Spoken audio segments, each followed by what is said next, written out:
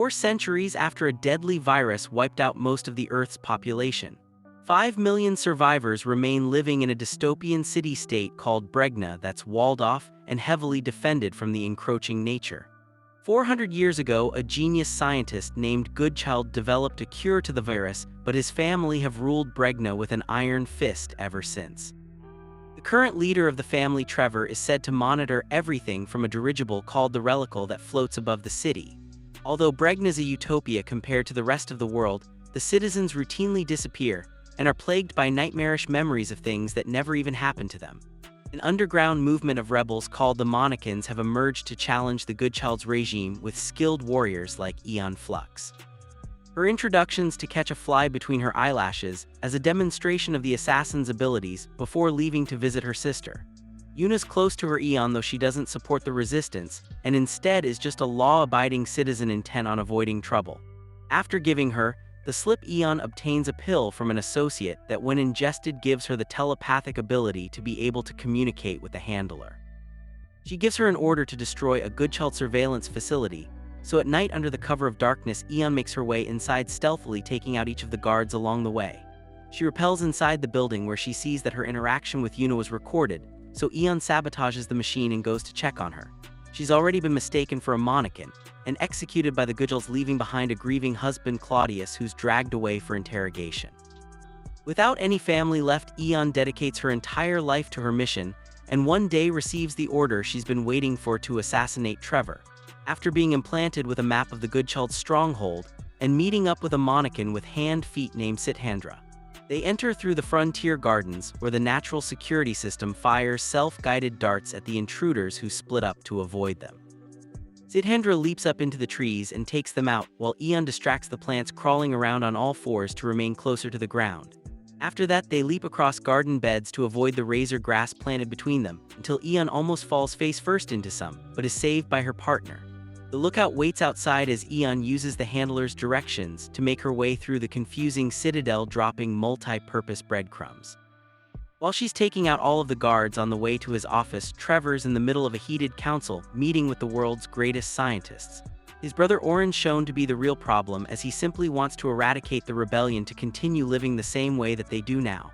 Trevor, on the other hand, knows that the system in place is barbaric, but believes that it's necessary just until he's able to finish experimenting. While he's preparing for his upcoming public appearance, Aeon gets the drop on Trevor, but he names her as Catherine, giving her visions of them kissing and getting her captured.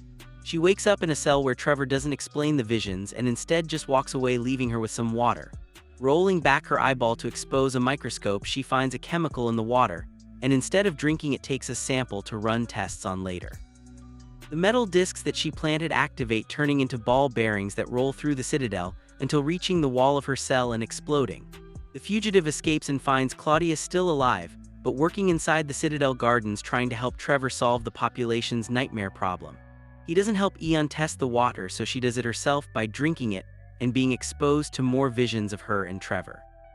She returns to confront the Goodchild on why she has feelings for him but doesn't get real answers, and instead just ends up sleeping with him. When she wakes up, Aeon strangles the already sleeping Trevor unconscious before getting dressed and stumbling upon his hidden office.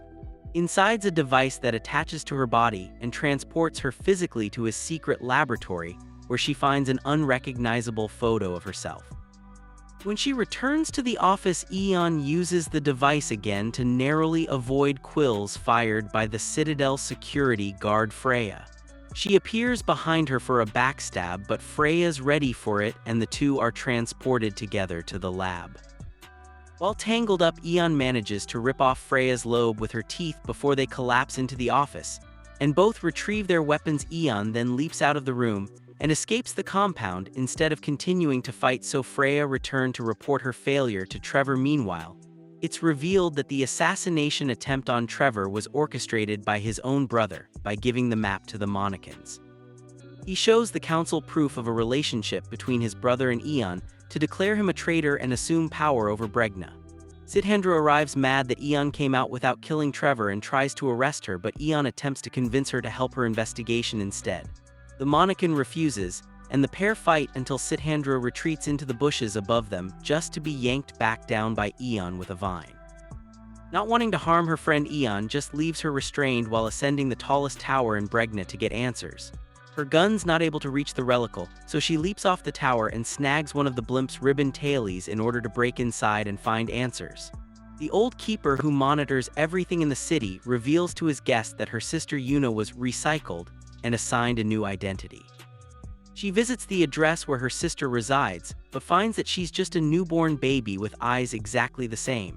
Trevor's trailing behind at the relical and discovers that all of Yuna's batch of test subjects were labeled as Monicans by his brother. He visits the address of her new family and tells Æon that everyone in Bregna's cloned when they die and that the nightmares are partial memories of their previous lives. The cure to the virus made all of humanity infertile, so Trevor cloned everyone and experiments in an attempt to reverse the side effect. The population's DNA, stored in the relical, and Yuna was Trevor's first successful subject, with her being pregnant when she was killed.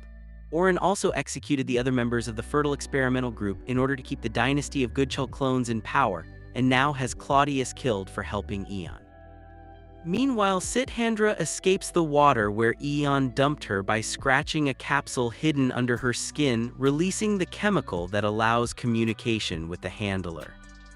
She declares Æon a traitor, and calls on 3 other Monicans around Bregna to get Sithandra out of the pool and hunt her down. While this is happening, Æon gives baby Yuna back to her parents when an invading Bregnan security force attacks the home, so they flee. They escape into the subway, but one of the guards fires bullets into their car, which injures a bunch of people including Trevor. Before they can catch their breath, the train stops, so the pair break out and escape into the city. They find a place to hide where Æon takes bullets out of Trevor and puts skin patches on him to help the wounds heal. They then return to his lab to retrieve the research on Yuna, since it must contain the cure to infertility, but first break into a security room for weapons. The guards have orders to shoot the pair on sight, but Trevor does some smooth talking to the lieutenant, convincing him that they're being given by an illegitimate leader. Once they've taken some weapons, the pair begin heading for the lab when Æon asks Trevor who Catherine was and why he called her it. He explains that every previous generation of himself teaches his next clone that she was his wife who he loved dearly until she was taken by the virus. He's cloned himself 7 times over the last 400 years, but for some reason has never been able to clone Æon until now. Coming up on his lab, the pair start to see pieces of burning paper as all of Trevor's notes have been destroyed by Oren and Freya's been killed.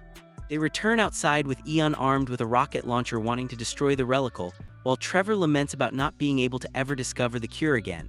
Suddenly, Oren arrives with dozens of security guards, saying to his brother that he'd rather live forever than cure the problem. He admits to destroying Trevor's wife's DNA, which is why it never showed up in cloning batches until now. Some women in Bregna have cured themselves naturally and have been getting pregnant without any experimentation, but he's been killing them as well. While the conversation's going on, the Monicans climb the towers and take aim with sniper rifles while waiting on Sithandra to give the order to fire. Æon senses her there, and when noticing her scratching at a capsule, Sithandra does the same to have a conversation with her target. She's warned about the true villain while the handler shouts in Sithandra's ear to kill Æon, but she sides with her friend instead. Unable to get a clear shot on him, she shoots Oren in the shoulder before ordering the other Monicans to cover Æon as she flees. When Trevor gets shot yet again, Æon returns to save him and grabs 2 machine guns to eliminate all of the surrounding guards on the rooftops. Oren picks up the dropped rocket launcher, and when Sithandra lines him up for a shot, she realizes her gun's empty and he blows her off the tower. She's killed on impact as Oren takes aim at Æon but is tackled by Trevor and attempts to shoot his own brother, but the gun's empty, getting him shot by Æon in return.